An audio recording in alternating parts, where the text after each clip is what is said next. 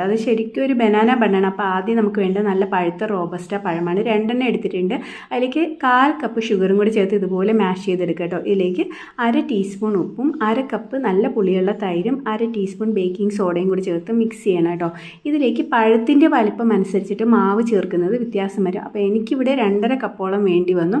വലിയ പഴമാണെങ്കിൽ ചിലപ്പോൾ 3 കപ്പോളം മാവ് വേണ്ടി വരും. മൈദയാണ് ഇത്. നല്ലപോലെ 10 മിനിറ്റ് നീഡ് ചെയ്തിട്ട് മേലെ ഓയിൽ അപ്ലൈ ചെയ്തിട്ട് നമുക്കിത് റെസ്റ്റ് ചെയ്യാൻ വെക്കാം. ഒരു 8 മണിക്കൂർ റെസ്റ്റ് ചെയ്യണം, എന്നാലും നല്ലപോലെ ഫെർമെൻ്റായി വരത്തുള്ളൂ കേട്ടോ.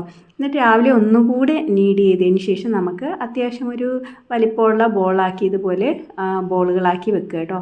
അപ്പോൾ ഒരു ബോൾ എടുത്തിട്ട് നമുക്ക് ഇത്തിരി പൂരിയേക്കാളും കുറച്ചുകൂടി തിക്ക് ഉണ്ടായിരിക്കണം ഈ ബണ്ണ് ഉണ്ടാക്കുന്നതിന്. ഈ സമയത്ത് നമ്മൾ എണ്ണ ചൂടാക്കാൻ വെക്കണം. എണ്ണ ഒരുപാട് ഹോട്ടായി പോകരുത്, എങ്കിൽ കരിഞ്ഞു പോകും, പെട്ടെന്ന് കരിഞ്ഞു പോകും, അകം വെന്ത് കിട്ടത്തില്ല. അപ്പോൾ ഒരു മീഡിയം ഫ്ലെയിമിൽ വെച്ചിട്ട് വേണം ഇതുപോലെ എണ്ണ സ്പ്ലാഷ് ചെയ്ത് കൊടുത്താലേ ഇത് പൊന്തി വരുള്ളൂ.